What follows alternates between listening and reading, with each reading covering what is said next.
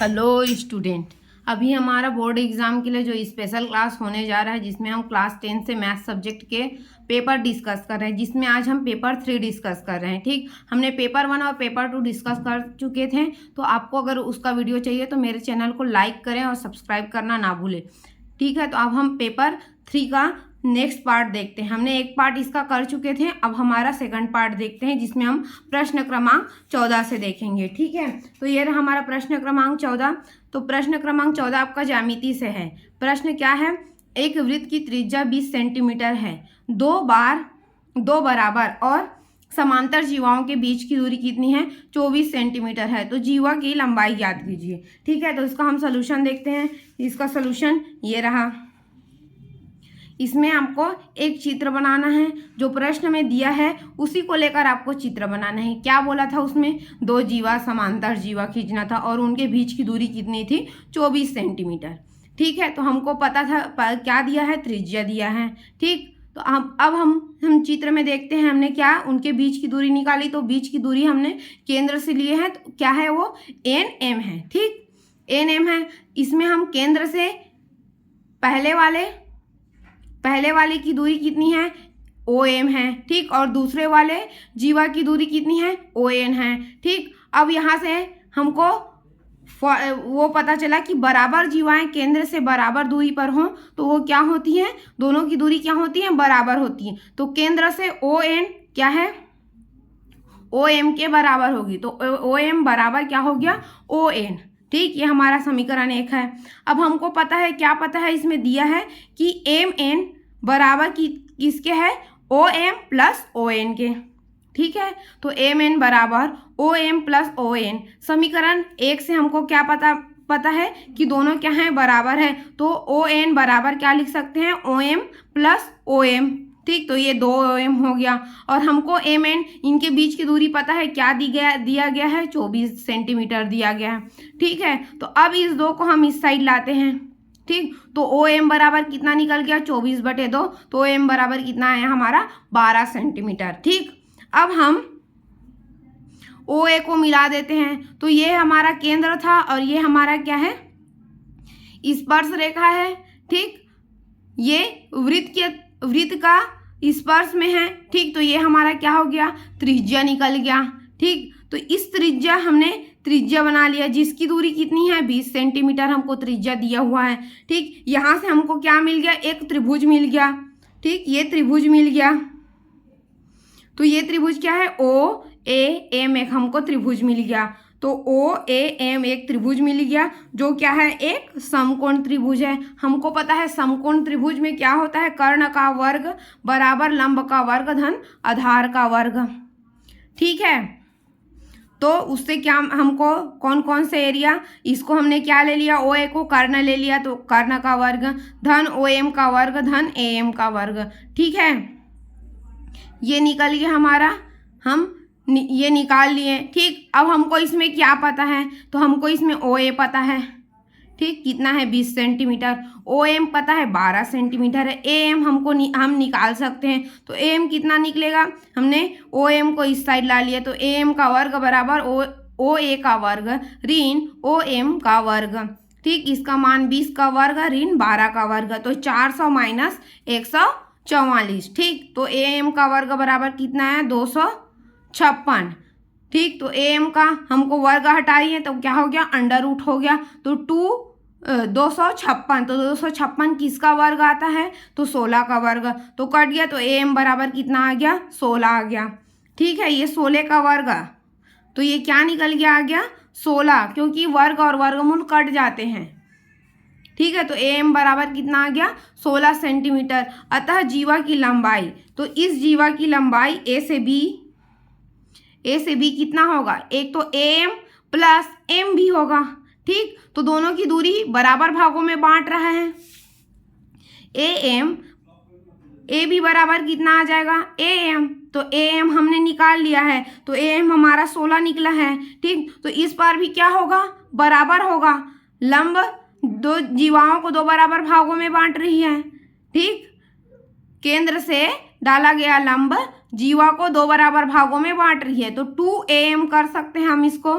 ठीक है, तो यहाँ से हम निकालते हैं क्या ए बी बराबर कितना आ गया 2 इंटू AM, तो 2 गुनी 16 तो कितना आ गया 32। तो जीवा की लंबाई कितनी है 32 सेंटीमीटर होगी। ठीक है, ये सब किसके बेसिस पे है, आपके डायग्राम के बेसिस पे आप आराम से निकाल सकते हो। प्रश्न में जो दिया गया है उसी के ऊपर आप चित्र बनाएं।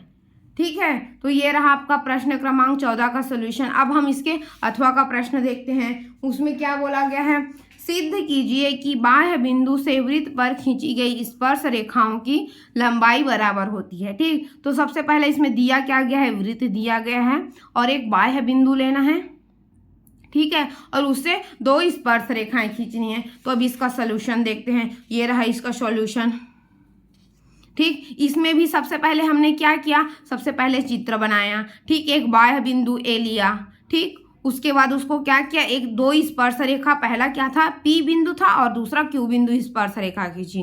ठीक, यहाँ तक समझ में आ गया। तो हमको यही दिया था, हमने उसी को हमने शब्दों में लिख दिया। AP और AQ बाह्य बिंदु A से वृत्त पर खींची गई 2 स्पर्श रेखाएं, इतना तो प्रश्न में दिया था। ठीक, अब हमको सीधे क्या करना था कि जो स्पर्श रेखाएं खींची गई हैं वो क्या है, बराबर है। तो कौन कौन सी स्पर्श रेखाएं, AP बराबर क्या होगा AQ। ठीक है, इतना आपको प्रश्न में दिया है, सिद्ध क्या करना है और आपको हल करने के लिए जो दिया रहेगा वो। अब हमने एक्स्ट्रा रचना क्या की, ठीक, हमने क्या किया, बिंदु O से P को, A को और Q को मिला दिया। ठीक, केंद्र O से A, P और Q को मिला दिया तो हमको क्या प्राप्त हुआ, 2 त्रिभुज प्राप्त हुआ। ठीक, कौन कौन सा, OPA और OQA। ठीक है, उसमें क्या है, उसमें ये भुजा और ये भुजा क्या है, दोनों त्रिज्या हैं, तो ये दोनों क्या है, बराबर हैं। ठीक, ये उभयनिष्ठ कोण भुजा है। ठीक, और हमने इससे पहले वाले क्वेश्चन में देखा था कि जीवा से जो लंब डाला जाता है वो उसका कोण कितना, 90 अंश का होता है। ठीक है, तो ये रहा। अब आप देख लो कि OP इस त्रिभुज में, OPA त्रिभुज और त्रिभुज OQA में क्या है, OP बराबर क्या है, OQ है। एक ही वृत्त की त्रिज्याएं हैं, OA बराबर OA है, उभयनिष्ठ भुजा है। और कोण APO और कोण AQO बराबर कितना है, 90 डिग्री का। क्यों है, तो स्पर्श बिंदु से जाती हुई त्रिज्याएं स्पर्श रेखा पर क्या होती हैं, लंब होती है। ये मैंने पहले बता दिया था। तो 2 भुजा और एक कोण समान है, तो भुजा कोण भुजा की सर्वांग समता है यहाँ पे। ठीक, तो ये एक समकोण कर्ण और भुजा सर्वांग सम है। ठीक, तो त्रिभुज OPA सर्वांग सम है त्रिभुज OQA के। ठीक, तो ये सर्वांग सम है, इसका मतलब ये भुजा और ये भुजा भी क्या होंगे, बराबर होंगे। तो यहाँ से हमको सिद्ध होता है कि AP बराबर AQ सर्वांग सम त्रिभुज के संगत भाग है। तो यही हमको सिद्ध करना, तो ये सिद्ध होता है। ठीक है, सरल है, आपको चित्र याद रखना है, बाकी क्वेश्चन बन जाएगा। ये 4 नंबर का आपका क्वेश्चन है, आसानी से आपको 4 नंबर मिल जाएगा। अब हम नेक्स्ट प्रश्न देखते हैं, प्रश्न क्रमांक 15। ठीक है, तो प्रश्न क्रमांक 15 क्या है, ये रहा आपका प्रश्न क्रमांक 15। दिखने में बड़ा जरूर है लेकिन सरल है। ठीक, आपको मैं बताऊंगी कि सरल कैसे है। तो प्रश्न देखते हैं, वित्तीय वर्ष 2012-13 में मकान किराया भत्ता छोड़कर एक व्यक्ति की वार्षिक आय 4,08,80,000 रुपये है। 4,80,000 रुपये है। उसने 36,000 रुपये भविष्य निधि में, 18,000 रुपये जीवन बीमा प्रीमियम में और 20,000 रुपये राष्ट्रीय बचत पत्र योजना में जमा किया। उसे वार्षिक देय आयकर 3% शिक्षा कर भी देना पड़ेगा। यदि वह 1,500 रुपये प्रति माह आयकर 10 माह तक जमा करता है तो शेष आयकर की राशि बताइए। आयकर की गणना के पहले भविष्य निधि जीवन बीमा राष्ट्रीय बचत में नियोजित राशि अधिकतम 1 लाख रुपए तक मुक्त होगी। आयकर की दरें, ठीक, तो आयकर तो 2 लाख तक कोई आयकर नहीं देना होगा, 2 लाख से 5 लाख के बीच 10% आयकर देना होगा। ठीक है, ये हमारा प्रश्न है। अब इसका हम सॉल्यूशन देखते हैं। तो हमको दिया क्या गया है प्रश्न में, उसको पहले देखें। हमको दिया गया क्या था, वार्षिक आय 4,80,000, भविष्य निधि में जमा राशि 36,000 रुपये, जीवन बीमा में जमा राशि 18,000 रुपये, राष्ट्रीय बचत पत्र योजना में जमा राशि 20,000 रुपये। कुल कितना, तो टोटल कितना और राशि जमा किया उसने, 74,000 रुपये राशि जमा किया। ठीक, अब इतने को माइनस कर देते हैं, 1 लाख से कम है तो इस पर कोई कर नहीं लगेगा। तो कर योग्य आय कितना होगा, तो 4,80,000 में 74,000 माइनस किए तो कितना बचा, 4,06,000। ठीक, तो 4,06,000 बचा। अब हमको पता है कि 2 लाख तक आपको कोई टैक्स नहीं देना होगा। उसके ऊपर जो राशि बचेगी उस पर 10% का टैक्स देना पड़ेगा। ठीक, तो 4,06,000 में 2 लाख घटा दिए तो जो बचा उस पर कितना 10% का टैक्स लगा। ठीक, तो कितना बचा, तो 2,06,000 रुपये बचा आपका यहाँ। ठीक, 4 लाख में कितना बचा, 2 लाख घटा दिए तो 2,06,000 बचा। तो 2,06,000 का 10% कितना आएगा, तो 10% कितना आया आयकर, यहाँ 10/100, 10% मतलब 10/100 लिखते हैं और 2 शून्य कैंसल आउट हुआ तो आयकर कितना आया 20,600 रुपये। ठीक है, तो आयकर इतना आपको देना पड़ेगा, प्लस उसमें शिक्षा कर भी देना पड़ेगा। तो 20,600 रुपये में 3% का शिक्षा कर, तो 20,600 रुपये का 3% कितना आया, तो 618 रुपये। ठीक, एक ये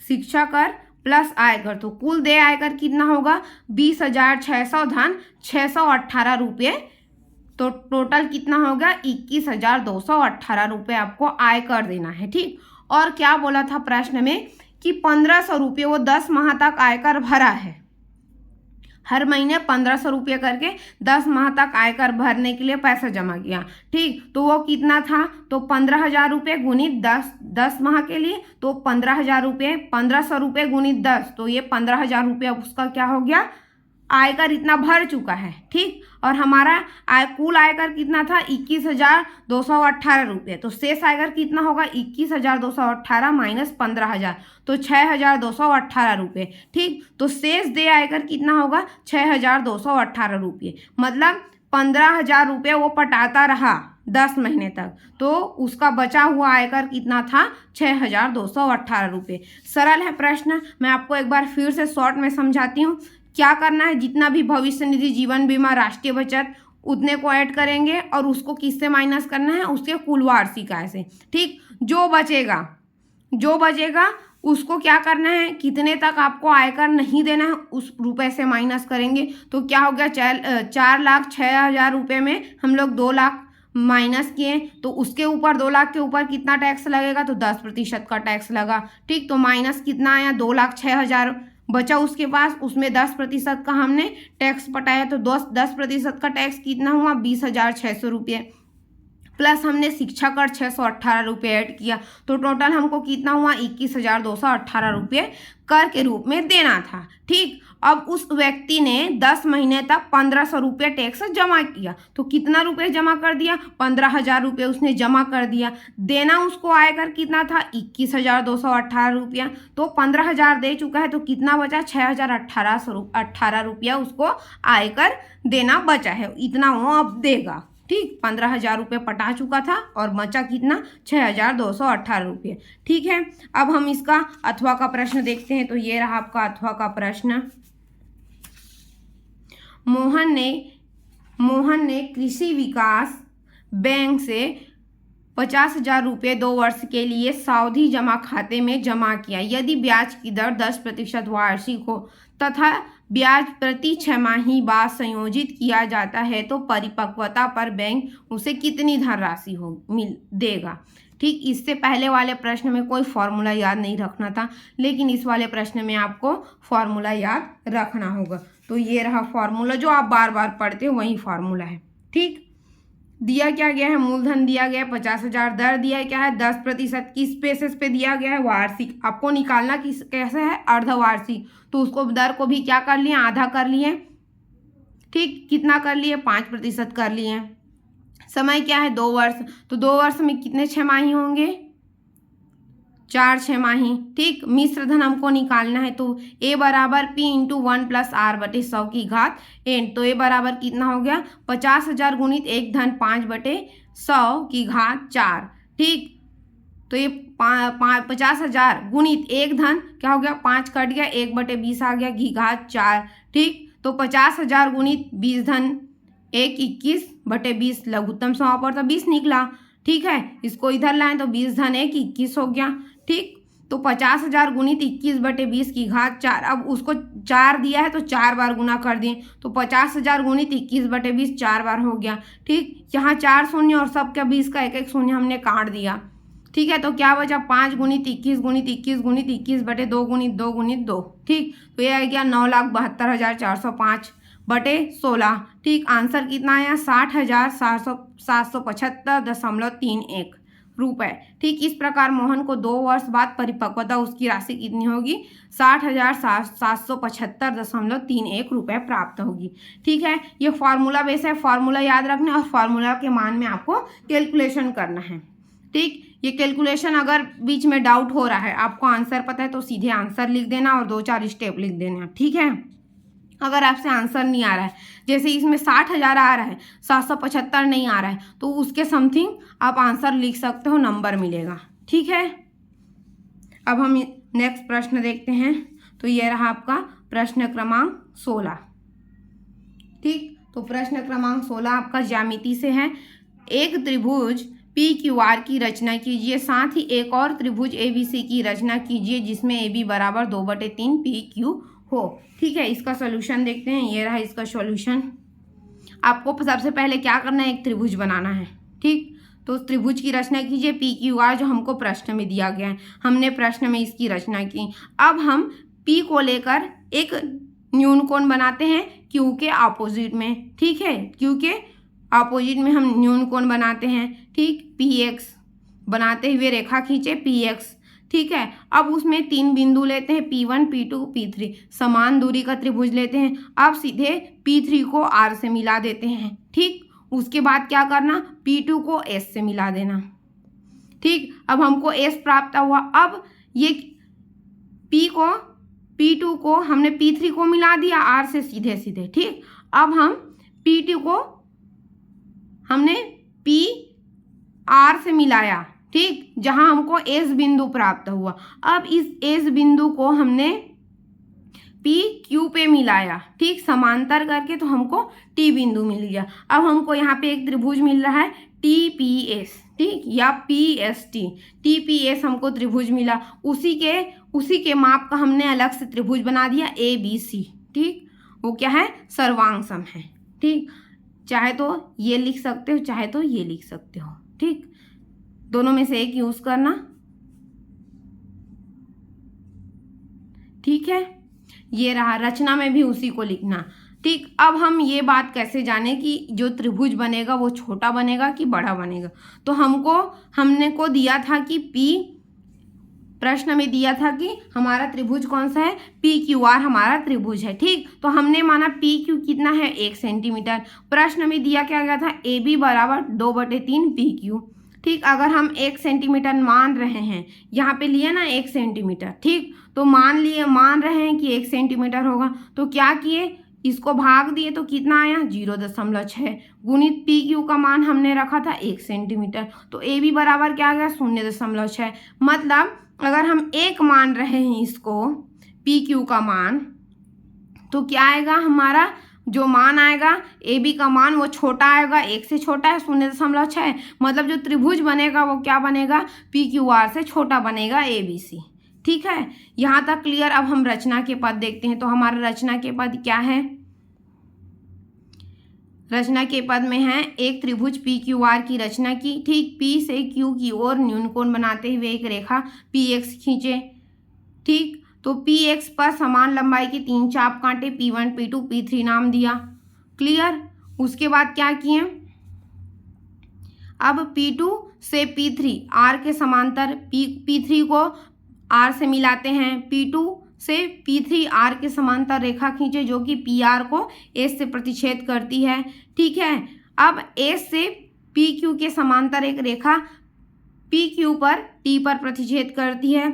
अतः त्रिभुज TPS ऐसा त्रिभुज है जिसकी भुजाएं PQR को भुजा की 2/3 है। ठीक, 2/3 है। तो त्रिभुज TPS के सर्वांग संग एक त्रिभुज ABC की रचना की जो कि अभिष्ट त्रिभुज है। यही किया ना, इस त्रिभुज से हमने इस त्रिभुज को बनाया।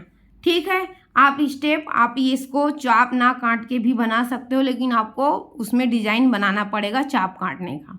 ठीक, आसान तरीका, आप सीधे करना, त्रिभुज बनाना, 3 बिंदु लेना और सबसे पहले क्या करना, P3 को R से मिलाना और उसी के समांतर S को भी मिला देना।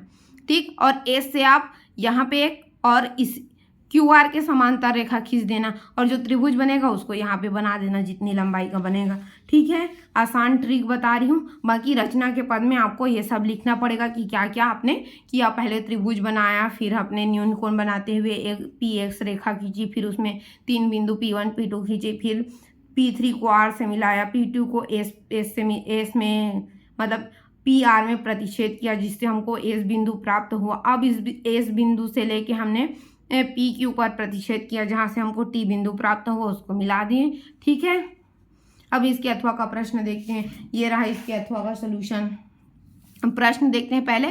त्रिभुज ABC के परिगत वृत्त की रचना कीजिए, जिसमें AB 6 सेंटीमीटर, कोण A 45 डिग्री और कोण B 60 डिग्री है। रचना के पद लिखिए। ठीक है, सिंपल है। परिगत मतलब वृत्त के बाहर, हमको त्रिभुज के बाहर वृत्त बनाना है। ठीक है, तो सबसे पहले हमने क्या बनाया, त्रिभुज बनाया। तो त्रिभुज PQR या ABC बनाया। ठीक, ABC नाम दो, त्रिभुज ABC बनाया। ठीक है, चाहे तो PQ कर सकते हो, ऐसा कोई नहीं है। उसमें ABC दिया था हमने, इसलिए ABC बनाया। ठीक है, जिसमें AB कितना है, 6 सेंटीमीटर है। ठीक, कोण A 45 है, कोण B 60 है। ठीक, ये बना दिए। सबसे पहले आप क्या करना, आपको कोई प्रॉब्लम ना हो, पहले रचना के पद देखते हैं, उसके बाद मैं आपका इसका शॉर्ट ट्रिक बताऊंगी कैसे बनाना है। मैंने पहले भी वीडियो में आपको इस प्रश्न के बारे में डिस्कस कर चुके हैं। ठीक है, तो पिछली वीडियो देखना ना भूले, उसमें भी ट्रिक बताई हूँ मैं। तो अब क्या करें, हमने कोण बना दिया। कोण बनाते हुए 2 रेखा कीजिए, दोनों रेखा जिसमें बिंदु प्रतिच्छेद करती है उसे C नाम दिया। ठीक है, अब भुजा AB पर एक लंब डाला। ठीक, और जो Q पर प्रतिच्छेद किया, और BC पर लंब डाला जो P पर प्रतिच्छेद किया। ठीक है, अब ये दोनों लंब डाले, जो लंब समद्विभाजक हो वो बिंदु O पर प्रतिच्छेद कर रही हैं। ठीक है, अब क्या किए, O से C के बीच की दूरी माप के उस माप की हमने त्रिज्या ली और वृत्त बनाया। ठीक है, इतना ही करना है। और ये देखना है कि जो वृत्त बना रहे हैं वो त्रिभुज की तीनों शीर्ष रेखाओं को स्पर्श करें, तीनों शीर्ष को स्पर्श करें। अब भुजा AB और BC पर लंब समद्विभाजक खींचे, जो क्रमशः AB पर Q पर और BC पर P पर प्रतिच्छेद करती है। दोनों लंब समद्विभाजक बिंदु O पर प्रतिच्छेद करेंगी। अब O को केंद्र मानकर OC के माप की त्रिज्या लेकर वृत्त बनाएं। आकृति में आप देख सकते हैं कि यह वृत्त तीनों शीर्षों से गुजरती है। ठीक है, तीनों शीर्षों से होकर गुजर रही है।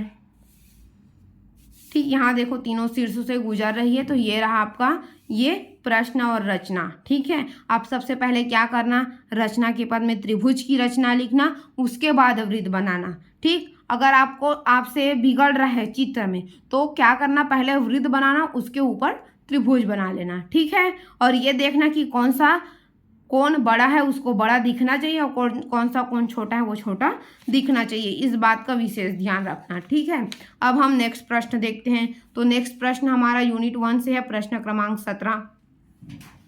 ठीक है, ये रहा हमारा प्रश्न क्रमांक 17।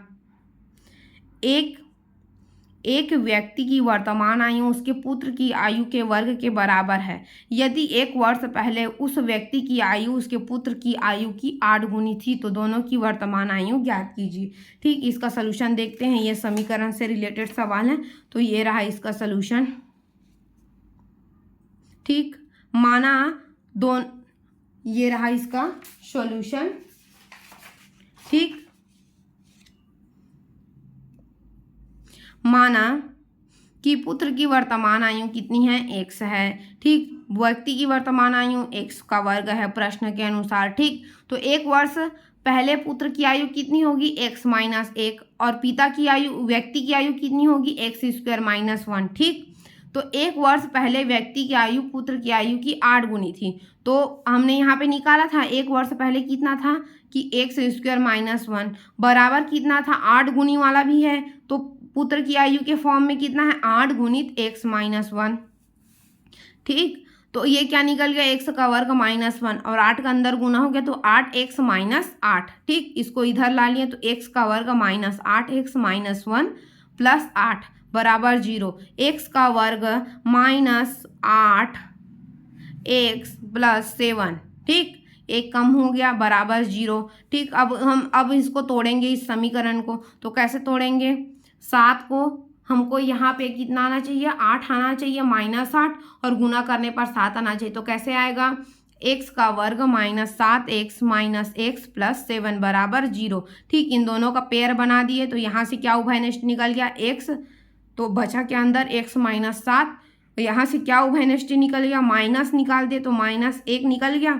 यहाँ पे क्या बचा? यहाँ का माइनस तो निकल गया, तो यहाँ प्लस बचेगा। यहाँ पे प्लस था तो क्या हो गया? माइनस बचा, क्योंकि माइनस माइनस का गुना क्या होता है? प्लस होता है। ठीक है, तो यहाँ उभयनिष्ठ निकल गया क्या? x -7, और अंदर क्या बचा? x -1 बराबर 0। ठीक है, अब देखते हैं कि क्या आएगा। x -7 बराबर 0, तो x बराबर कितना आ गया? 7, और x -1 बराबर 0 ले ले तो x बराबर क्या आ गया? 1। ठीक, अगर x बराबर 1 लेते हैं तो पिता व पुत्र की आयु 1 वर्ष क्या हो जाएगी? 1 वर्ष। कैसे होगी? ठीक, हमने मान रख दिया, पुत्र की आयु अगर 1 वर्ष है तो पिता की आयु हमने क्या माना था? x² माना था। ठीक, x² माने थे पिता के व्यक्ति की आयु।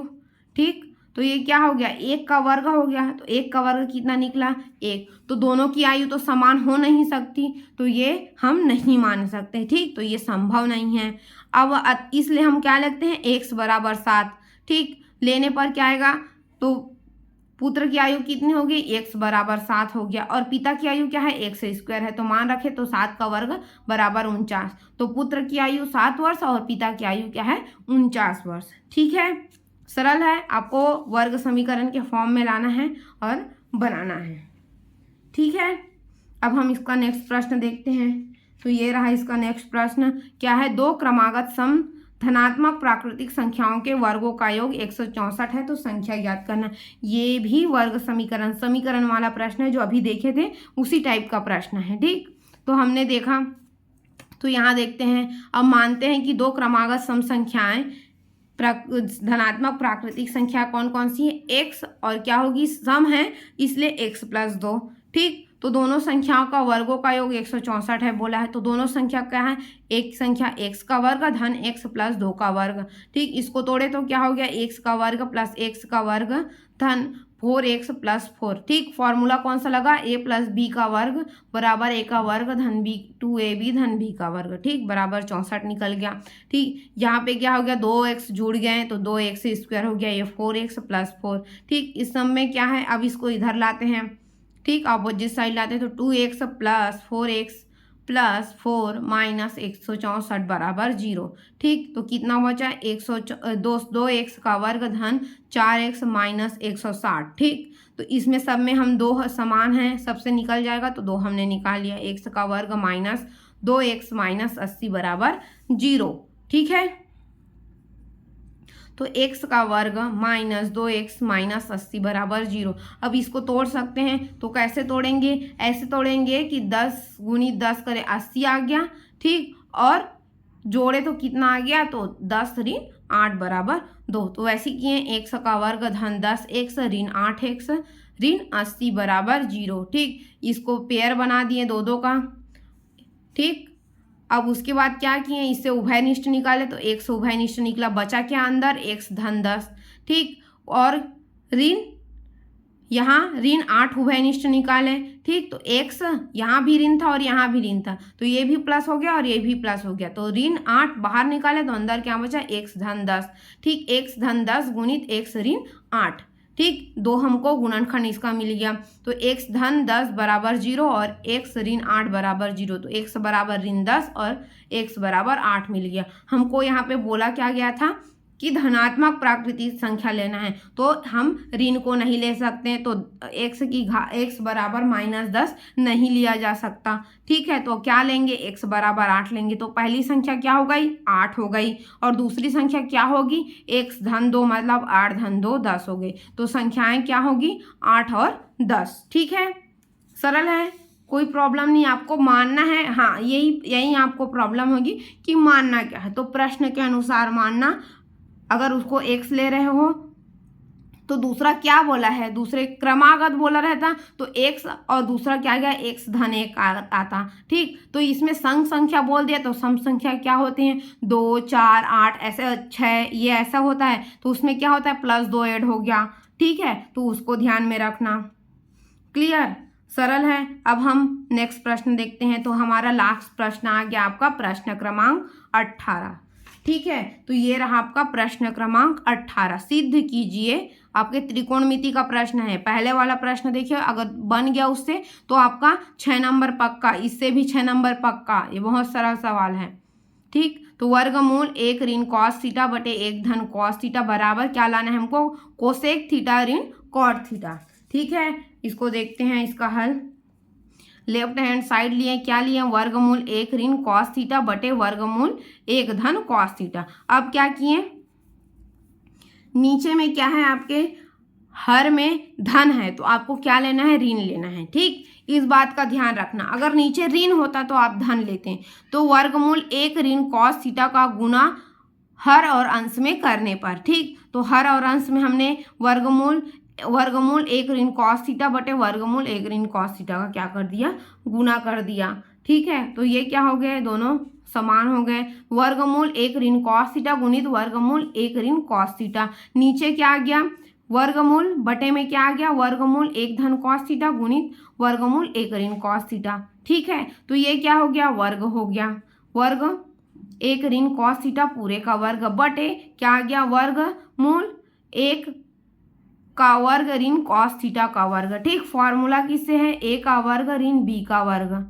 ठीक, ये इसका फॉर्मूला है। तो ये क्या हो गया, वर्ग और वर्गमूल कट जाते हैं।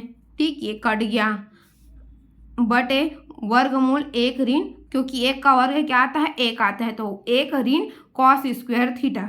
ठीक, ये कट गया तो क्या गया, 1 ऋण cos थीटा बटे वर्गमूल, हमको पता है, क्या पता है कि sign square theta plus cos square theta बराबर 1 होता है। इससे हम साइन स्क्वायर थीटा बराबर 1 माइनस कॉस स्क्वायर थीटा। ठीक, तो 1 माइनस कॉस स्क्वायर थीटा बराबर क्या लिखते हैं, साइन स्क्वायर थीटा। ये आ गया, तो वर्ग और वर्गमूल कट दिया तो क्या बचा, 1 माइनस कॉस थीटा बटे साइन थीटा। ठीक, तो इसको अलग कर लिए, 1 बटे sine theta minus cos theta बटे साइन थीटा। तो 1 बटे साइन थीटा क्या आता है, 1 बटे साइन थीटा कोसेक थीटा बराबर क्या आता है, 1 बटे साइन थीटा। ठीक, और कॉट थीटा बराबर क्या आता है, कॉस थीटा बटे साइन थीटा। ठीक, इसी को क्या लिखते हैं, 1 बटे टेन थीटा।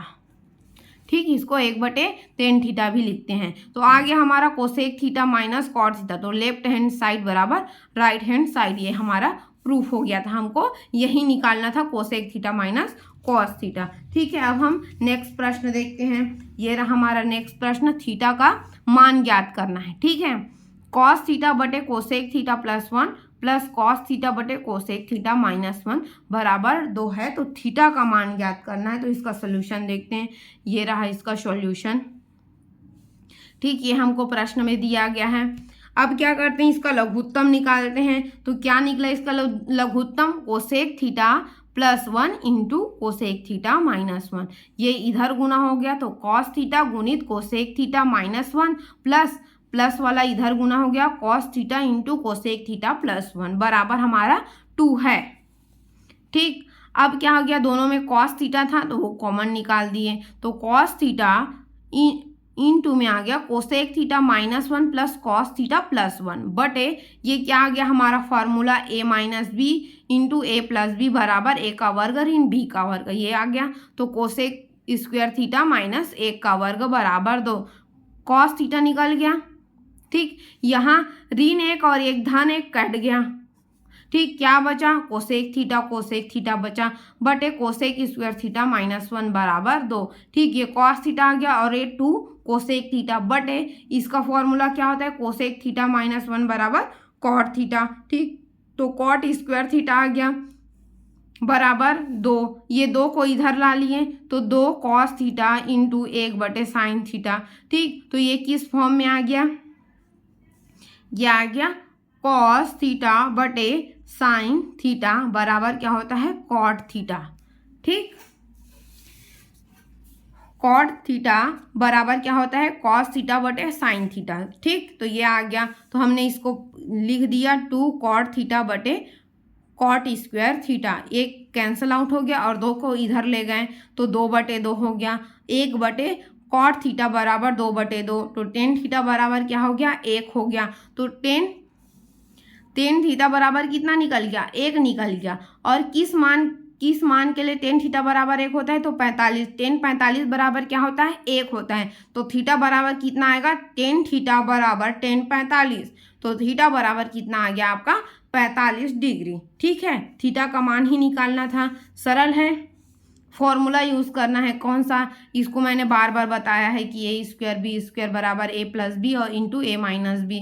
ये वाला फॉर्मूला यूज़ करना, cos square theta minus cot square theta is equal to 1, sine square theta minus plus cos square theta बराबर 1। इन सब फॉर्मूला को याद रखना। ठीक, और आप प्रश्न नहीं बन रहा है तो भी क्या करना, इन फॉर्मूला को लिख के आ जाना। आपको कम से कम 6 नंबर के में 3 नंबर मिलेगा। 2-3 स्टेप इसका लिख देना और फॉर्मूला लिख देना। ठीक है, तो ये रहा आपका पूरा सॉल्यूशन। अब हमारा प्रश्न पेपर 1, पेपर 2 और पेपर 3 तीनों कंप्लीट होता है। ठीक है, आप इन्हीं को पढ़ के जाइए, आपका आराम से 60 नंबर जरूर आएगा। और आगे का वीडियो मैंने आगे विज्ञान, अंग्रेजी, ठीक, और संस्कृत जैसे आपके चैप्टर से वीडियो बनाऊंगी। तो मेरा वीडियो लाइक करें, सब्सक्राइब करें, और अगर कोई प्रॉब्लम हो तो कमेंट करना ना भूलें। शेयर ज़रूर करें ताकि ज़्यादा से ज़्यादा लोगों तक पहुँचे और उनको भी इनका लाभ हो। Thank you everyone.